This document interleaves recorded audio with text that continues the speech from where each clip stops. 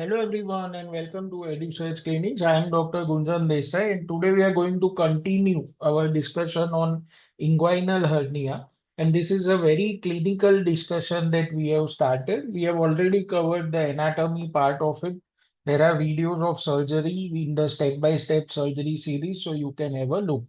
So in this video, we are going to discuss the differential diagnosis on a case on inguinal hernia. And why we are taking this first is because your entire history taking and clinical examination part is going to be based on a mindset of being aware of this differential diagnosis.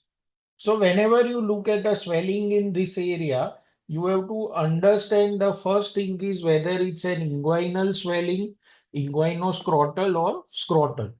So inguinal, inguinoscrotal, scrotal. Each of them will have a different differential diagnosis. So when it comes to inguinal swelling, the most common swellings are lymph nodes. Okay, lymph nodes are very common in that area. And that is something that you should remember. Most common differentials are tuberculosis, lymphoma, and metastasis from anorectal region. So lymph nodes are common.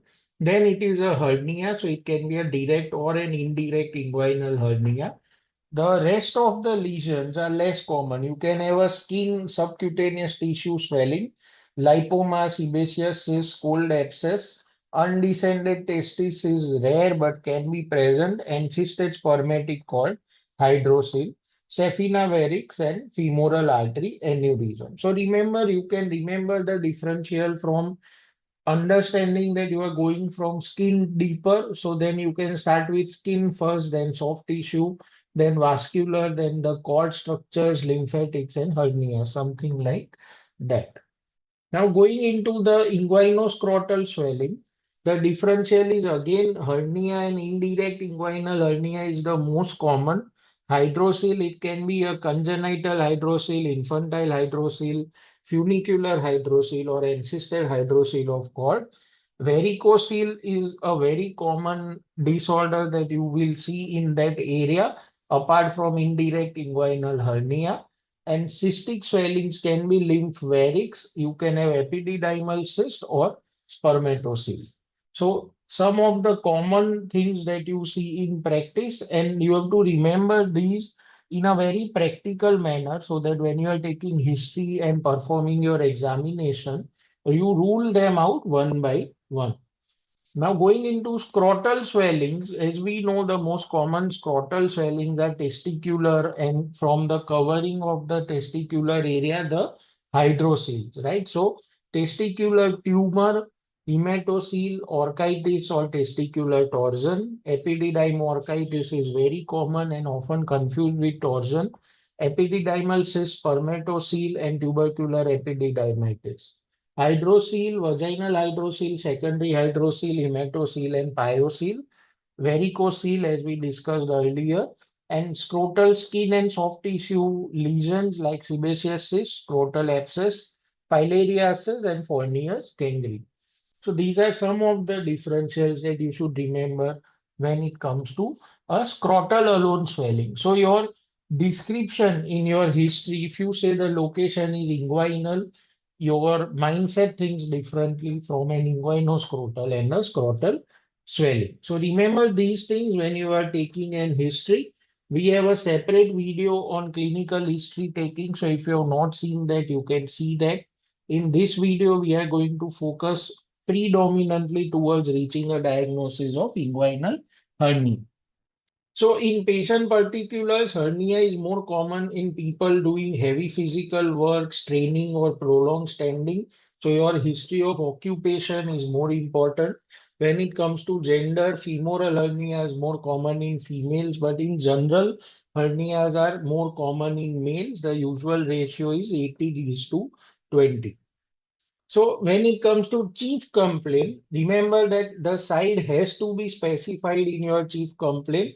Left groin or right groin, you can't say inguinal word in history. Mode of onset usually is insidious or gradual duration as per the patient. Initially notice the swelling on straining gradually increased in size. If it disappears or reduces on lying down or manipulation, this is a very important point. And I always say that you can include this in the chief complaint, right? So we will see how to say this, but these are very important points when it comes to chief complaint. So site, duration, that is ODP, origin, duration, progress. And as far as a hernia goes, reducibility is an important point. Now, going into history of presenting illness, as we have already said, it has to be a story in patient's terms. You should not use medical words here. So, patient noticed the swelling during straining or cuffing, initially small, gradually increasing in size. At first, reducible on its own, later needed manipulation. Disappears on lying down and reappears on standing, straining, or coughing. So, this gives you aggravating factors, relieving factors, the origin, duration, and progress as noticed by the patient. Associated with a cough impulse, you should say only if the patient has noticed it. No pain in early cases usually, but there may be a dragging sensation or discomfort. And this dragging sensation is classically described by patients. So that is something that you can mention in your history of presenting illness. Most important part is the negative history, and here you have to rule out complications as well as causes. History of sudden severe pain is very important. Sudden increase or decrease in size of the swelling and pain, swelling not getting reduced.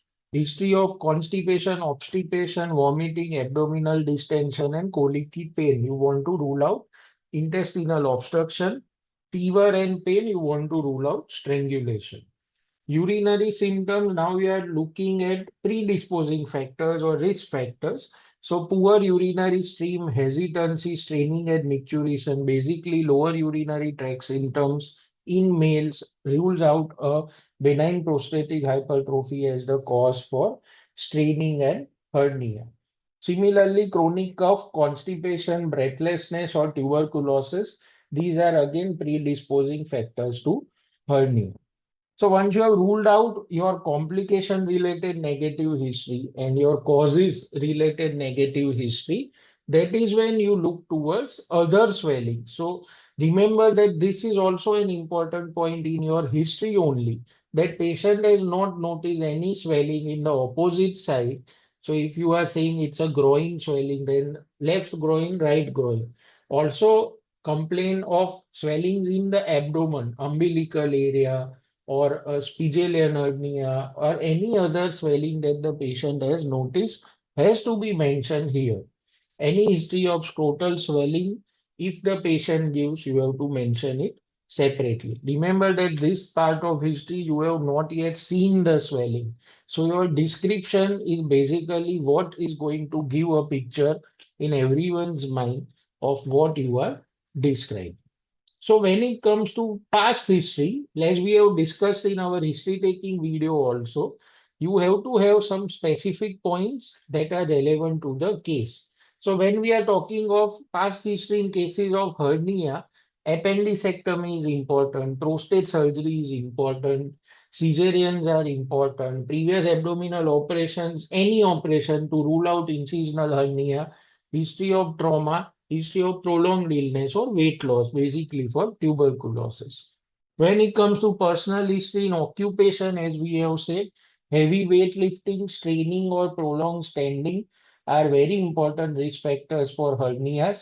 Constipation or straining to pass stools is again a risk factor. Obstructive symptoms in urinary habits, chronic cough, malnutrition and weight loss. All of these are risk factors. So this part of history you should not miss because many times it happens that your ODP is good, but as you go into past history and personal history, you may just say not relevant, whereas there are a lot of relevant points that you can see here when it comes to these cases. Meal history usually nothing significant, so that is not very important in this particular case. So once you have said this, usually in exams you are asked a summary, or that is how you discuss cases in your groups. You don't say the entire history, you give only relevant points. So Summary, you can say like this, that my patient is a middle-aged male manual laborer with gradually progressive swelling in the left groin for 10 months, appearing on standing and straining, but disappearing on lying down or manipulation, increasing on coughing and straining without pain, constipation, vomiting, urinary symptoms, or chronic cough. There is no significant past or personal history. So this gives you a summary of all the points that we have discussed. Remember that history has to be in sentences. You can't say onset is this, duration is this, progress is this. It has to be like a discussion. You are discussing with your colleague. So don't think that this is an exam. That's why you have to speak in a particular way. This is how you will discuss a case with your colleague. So the summary is what you will discuss, and this is what you have to remember for the rest of your duration of treating that patient, right? So that you don't miss out on any points. So in the next part of this series, now we will look at the actual clinical examination. We will look at the differences between various differential diagnoses that we saw, some specific tests that are done for hernia clinically, how you reach a diagnosis, and finally an approach to a patient with inguinal, inguinoscrotal or scrotal swelling. Thank you.